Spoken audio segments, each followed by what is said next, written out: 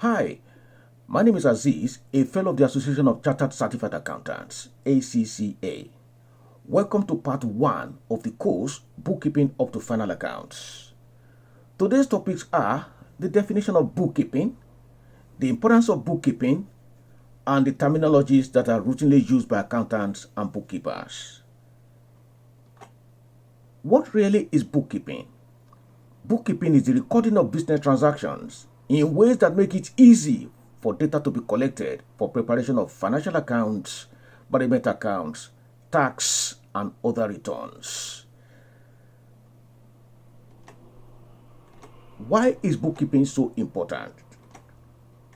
Bookkeeping, why is it so important?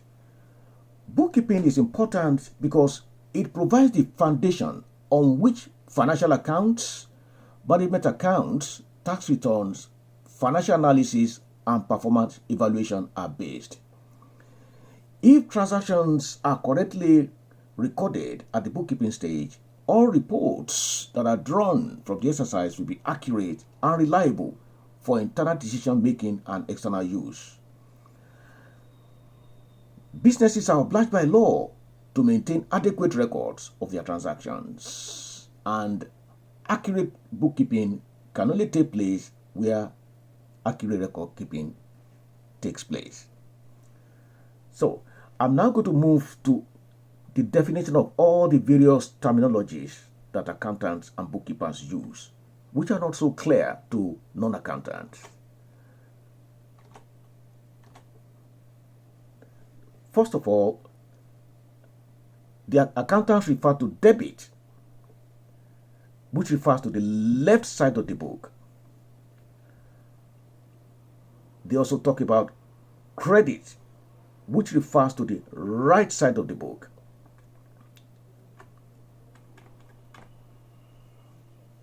Assets.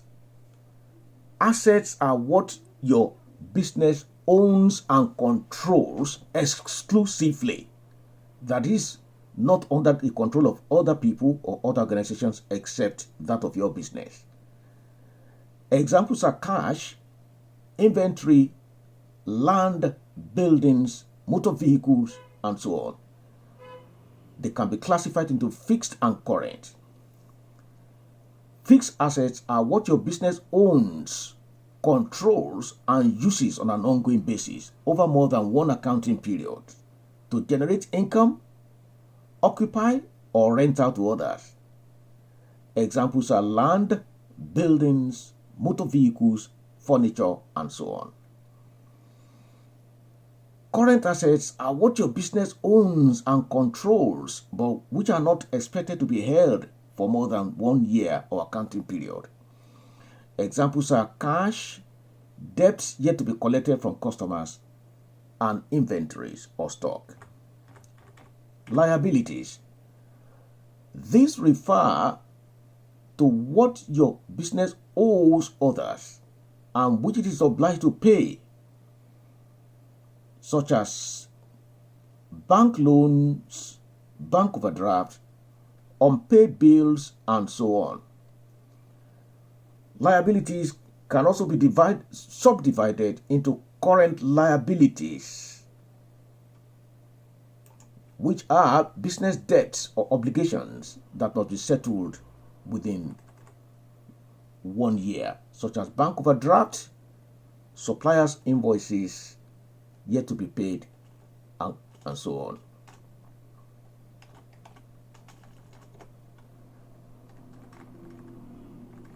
Long-term liabilities. These are business debts or obligations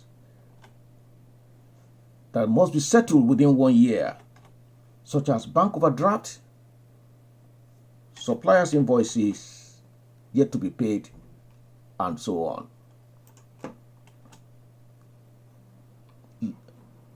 Long-term liabilities. These are business debts or obligations that are due for settlement in periods exceeding 1 year. Examples are bank loans, leases, and other obligations. Revenue. This refers to the income earned by your business from sales or other activities. Equity. This is applicable to limited companies. It refers to the amount invested in the business by the owners or shareholders. It is also known as capital. Equity also includes profit retained in the business. Those who provide equity capital are known as equity or ordinary shareholders. They receive whatever is left of the company's profit. After loan interest, tax, and other obligations have been settled. If there is no profit left to be paid out, or if the company makes a loss, equity shareholders run the risk of not receiving anything at all. For this reason, they are regarded or referred to as the true risk takers of the organization. On the other hand, if things work out well and the company makes a huge profit, equity shareholders are rewarded generously by way of dividend payment. I will talk about dividends later on. Now, T account. T account refers to how bookkeepers classify transactions before recording them, either on the left side or the right side of the book, depending on the nature and class of each transaction. That is, assets, liabilities, revenue, expenses, equity, and so on. Now, here is a summary of what I've been talking about. On the left side, also the debit side, we have assets, expenses, and dividends. On the right side, or the credit side, we have liabilities, equity, and revenue.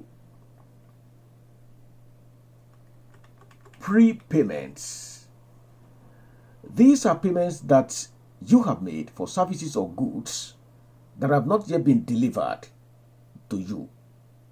For example, when you receive your monthly telephone bills, you will notice that you have been charged for two things: the calls that you have made for the month using your phone, plus line rental.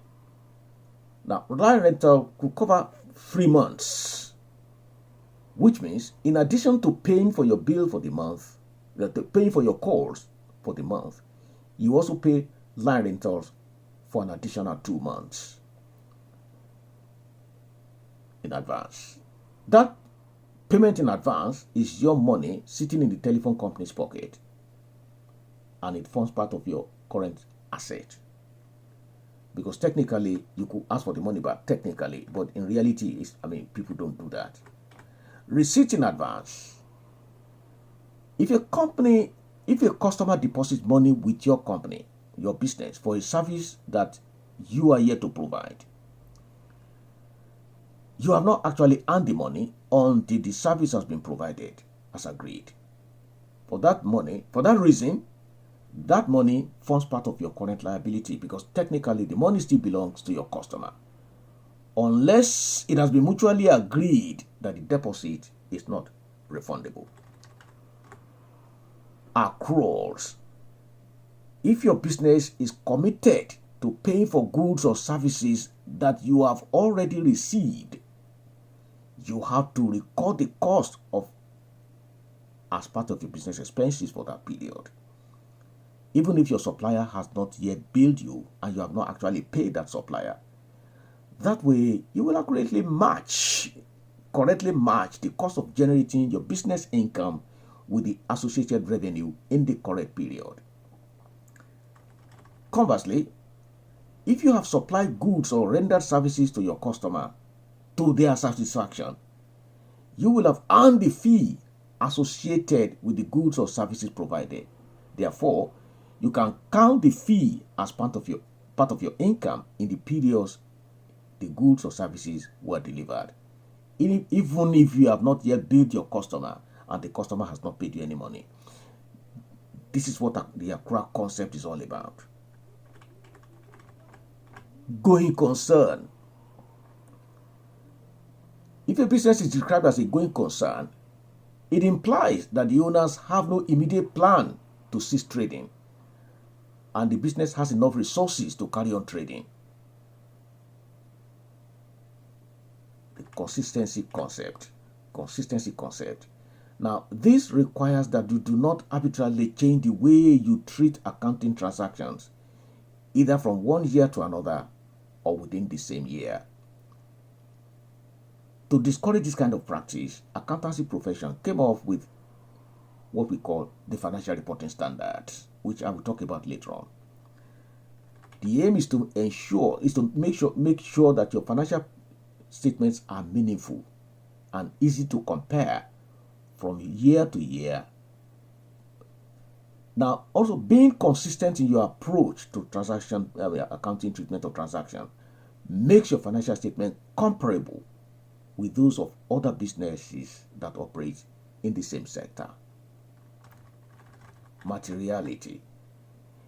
If a transaction will prevent people from understanding your financial statements because that transaction has been omitted or stated incorrectly in your financial statement, that transaction is said to be material. And for example, if your business has made a profit of £10 million from trading activities, but in 1 year, and in the same year you have sold one of your fixed assets and made a profit of it of say £2 million. Now that profit is a huge amount because it's about 20% of your profit for the year. That profit is a huge amount. So if that profit is not correctly stated, accountants call that an exceptional item, and it has to be separately stated so that people can see what has actually happened in the business. But if on the other hand, if that does not happen, if it's not correctly stated, if it's not put in the right way, displayed prominently in your financial statement, then your financial statement will be misread.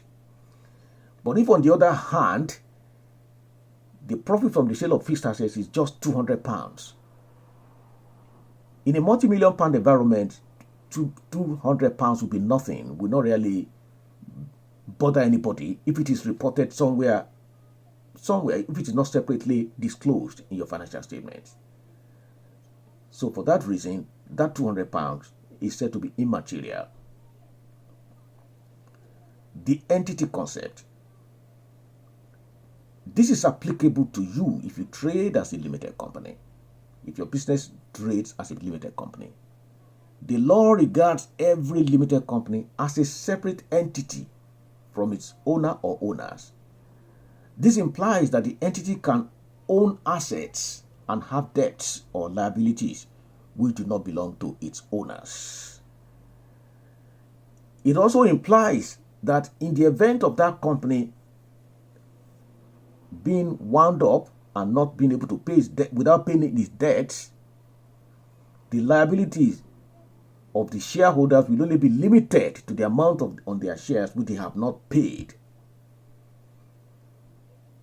So that is what the entity concept is all about. The company is a separate person from the owner. It can own assets which the owner cannot call their own, and it can also have debts which are not the debts of the owner. The business can be sued for wrongdoings, and it can also sue other people for wrongdoings because it's a separate legal person. Accounting period concept. Now, bookkeeping activities at some point have to be brought to an end for use of administration and performance measurement. So when those activities are brought to an end, the end result of the activities will be communicated to all the stakeholders, that is shareholders and other people who may be interested in the business. They will report what has happened. Has the business made a profit or has it made a loss? Now, The report that you present could cover 1 month, 6 months, and 1 year. So, the date that you choose to close the book is called the end of the period. If that period covers a year, that is your period of account. That will be your period of account, and you will report to your shareholders and other interested parties whether or not the company has made a profit or has made a loss. Now, when you bring your bookkeeping activities to an end, accountants refer to that as closing the book. And like I said before, the day you choose to close your book is referred to as your period or year end. Dividend.